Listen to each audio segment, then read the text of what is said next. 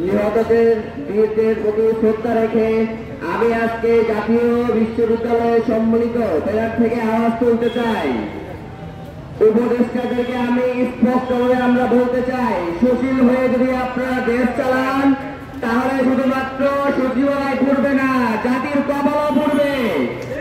এই ছাত্ররা এই ৩৬ জুলাই গণঅভ্যুত্থানে যে সকল শহীদ হয়েছে ২০০০ এবং আহত এখনো যে ৩০,০০০-এর অধিক, এবং আমরা যে এখনো ছাত্র জনতা বীররা এখনো জেগে আছি, আমরা স্পষ্ট করে বলতে চাই, আপনারা যদি উপদেষ্টা মন্ত্রী হয়ে এখনো যদি আপনারা এই ষড়যন্ত্রের বিচারের আওতায় আনতে না পারেন, আপনাদের যদি এখনো ব্যর্থতা থাকে, আপনাদের উপরে যদি এখনো জনগণ আস্থা রাখতে না পারে, তাহলে আমাদের এই ৩৬ জুলাই গণঅভ্যুত্থান আমাদের জুলাই চলবে।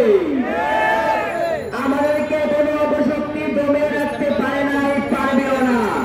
আমরা ইতিমধ্যে লক্ষ্য করেছি আমাদের ছাত্রদের উপর অত্যাচার হচ্ছে।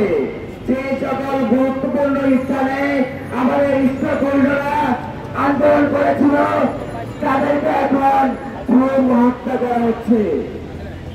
তাদেরকে যারা করছে এই ফেসিস্টটা এখনো বাংলাদেশ থেকে সরে নাই, তাদেরকে অবিলম্বে এই আইনের আওতায় তাদেরকে শাস্তি দিতে হবে।